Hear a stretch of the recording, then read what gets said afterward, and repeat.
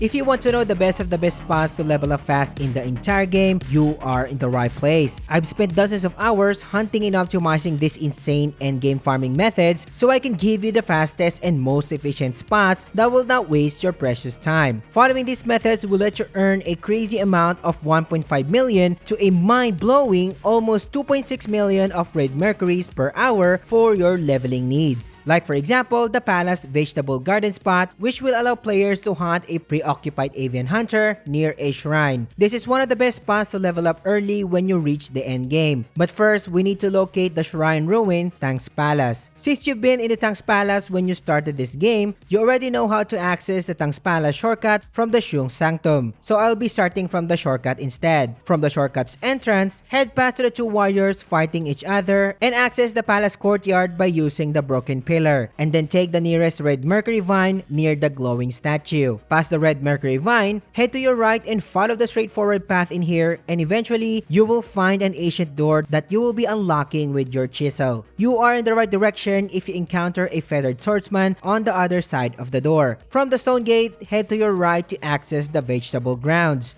But for you to access the shrine, you must defeat it first since it is a mimic shrine. Once the shrine is free, go ahead and activate it so we can use it as a starting point for this run. I will be suggesting a general farming build for all of the spots on this list. You can still use any build you want since at this point, I figured out we are all using a different setups, but as for my build, I am using a feathered theme longsword build which is capable of bursting down targets in seconds. You can pretty much wear any armor sets that you want, but since I am going for a glass cannon build to optimize my farming runs, I suggest focusing on my tempering setup here. But of course, adjust it according to your builds. On the other hand, I suggest focusing on these jade pendants. Of course, depending on your build, yours will be different, but for my build, I am equipping the Cold Dragon pendant, Kylene pendant, and the Tigerlist pendant. If I am fighting large enemies, then the Fiend Felling pendant will take the Tigerlist pendant slot. And of course, I have linked every location of all of the items on this build, so be sure to check the description below. By now, you already know that having 90% madness is required for more damage multipliers and more Red Mercury gains. From the Palace Vegetable Shrine, head to the vegetable ground and access the broken wall, which you can use to access the other side. Not for long, you will see the avian hunter that you need to kill, and what you can do is to temper your weapon, sneak behind it, and pull off a fully charged heavy attack to stagger the avian hunter and finish it off with an obliterate attack. If the monster didn't die, pull off a couple of light attacks and you should be fine. Once it's dead, head back to the shrine to reset the run, rinse and repeat. I had two methods for this spot and this is the short version. Each run usually takes around 47 seconds with reset loading times included and gives you 7k worth of raw Red Mercury gains per run, while giving you an average of 800 gains from Mercury item drops. This spot drops Blood of Chang Hong, which gives you 8k per use, but since the drop rate varies, I have calculated the lowest average per run. With that being said, we are looking at 542k worth of Red Mercury per hour. The long version requires feathered pearls, and if you are following my farming video so far, remember that I asked you to save a lot of feathered pearls since we will be using them in endgame spots. You can see me overpowering the avian hunter in here with just normal attacks, and that is an option as well if you can.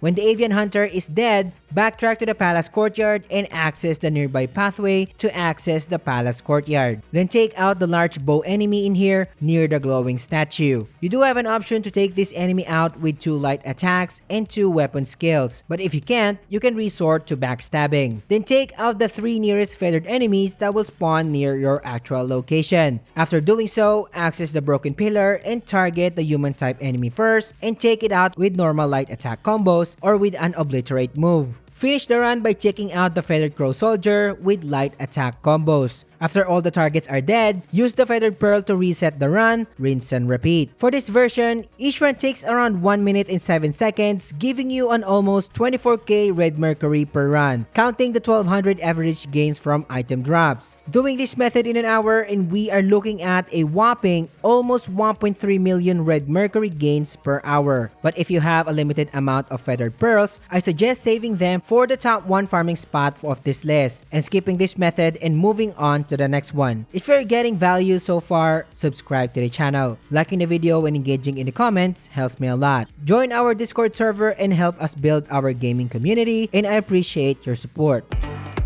The ruined Shoe Sanctum spot will require the player to hunt a giant bow fiend that lurks outside the Shoe Sanctum, which is roaming the area. Note this enemy as it drops 18k worth of raw Red Mercury and has a chance to drop Blood of Wang Di, which gives you 10k per use. The ruined Shoe Sanctum spot is going to be our starting point for this run, and no need to locate it since you will be unlocking the shrine when you are progressing in the story. Starting from the actual shrine, head outside to the palace courtyard and notice the enemy right away due to its size. Before you approach it, temper your weapon for additional firepower and quickly dodge its wind range attack. After that, what I usually do is safely pull off 2 to 3 light attacks to gain Skyburn Might charges, then dodge the enemy's attack accordingly. Once I gain 4 to 5 charges of Skyburn Might, pull off 2 weapon skills that deal tons of damage, and then finish the enemy with light attacks. Or what you can do is when you already have 5 Skyburn charges, is to pull off 2 weapon skills and do a sweep weapon attack for more damage. Then finish the guy with light attacks. Once it's dead, head back to the shrine to reset the run, rinse and repeat. It may take a while for you to get used to this guy, but trust me, this will pay off greatly later on, since we will be fighting the same enemy later on with much higher drop gains. You are fine as long as you stick with 2 light attack combos and the dodging strategy. Each run usually takes around 1 minute and 7 seconds and gives you 18k Red Mercury gains per run. And on top of that, you can get an average of 1k Red Mercury per run, assuming you can get 1 drop of Blood of Wang Di per 10 runs. If you do this consistently for an hour, we are looking at a whopping 1 million Red Mercury per hour. Keep in mind that again, you will be getting way more than 1 million Red Mercury from this spot if you score multiple Blood of Wang Dis in your sessions.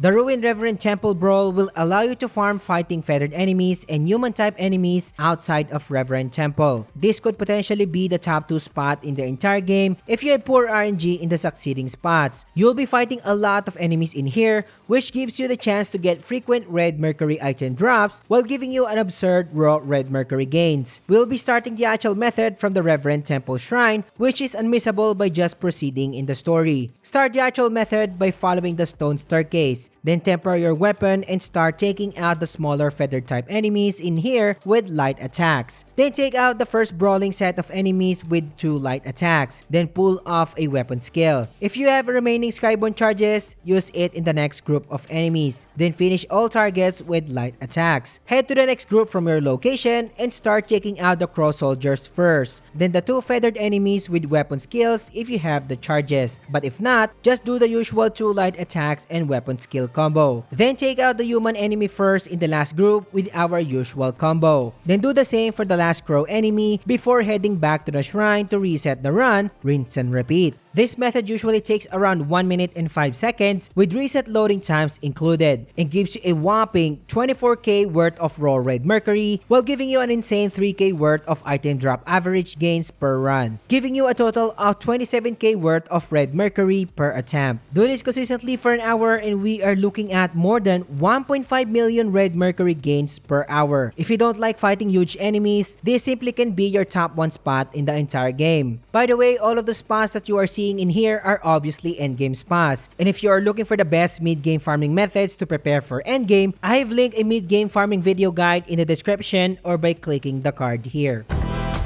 Things will go spicier from here as we are heading over to the best of the best spots in the game. The Depths Capital spot will allow you to hunt fighting bow enemies that are already distracted and can drop huge amounts of Red Mercury. Access this spot by activating the Depths Capital Shrine, which you can't miss by just progressing in the area. There were no changes in the build in the remaining spots, but my level was around 80 to 90 plus and had at least a weapon upgrade range from plus 8 to plus 10, and you will automatically upgrade your weapon mastery anyway as you progress. Starting from the depths of the Capital Shrine, head through the narrow pathway and head to your right. You will see our main targets in here, and what I usually do is temper my weapon first, then approach the flesh-like reddish looking bow enemy and pull off 2 to 3 light attacks and a weapon skill. Then do the same thing to the remaining purple bow enemy which will go down easily since it is already damaged. There are 3 enemies in this group, but the small one often dies first in the brawl. Once all of the enemies in the first group are dead, head back to the shrine to reset the run, rinse and repeat. Each run takes around 50 seconds with reset loading times included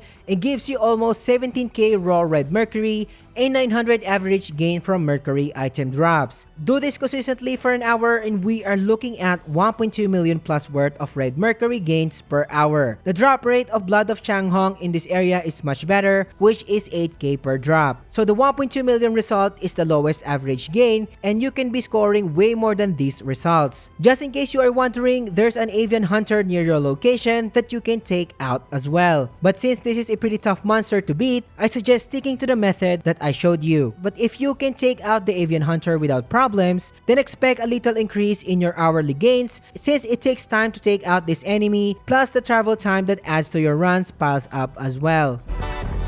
Taking the top 2 spot is the respawnable giant bear flesh crow monster, located in the same shrine we just activated. This is one of my favorite spots in the game since this enemy is pretty slow and drops 24k raw Red Mercury and gives me the chance to score Blood of Wang Di, which gives 10k per drop. And as mentioned, we are going to start on the same shrine. So heading back to the narrow pathway, taking a sharp turn to the left this time. And notice that the enemy right away. Approach the nearby pillar and the enemy will start to come down and be ready for battle. Before you approach it, temper your weapon for more damage and then dodge the first attack that it will do. I highly suggest sticking to at least 2 light attacks and dodging right away. Again, 2 light attacks, then wait for it to attack, then dodge. Stick to this strategy and you will be fine. Once you've gained 4 charges of Skyburn Might, pull 2 consecutive weapon skills to destroy the target with big damage numbers. Then continue repeating the strategy over and over. Once it's dead, head back to the shrine to reset the run, rinse and repeat. It may look like it is impossible to farm this enemy at first,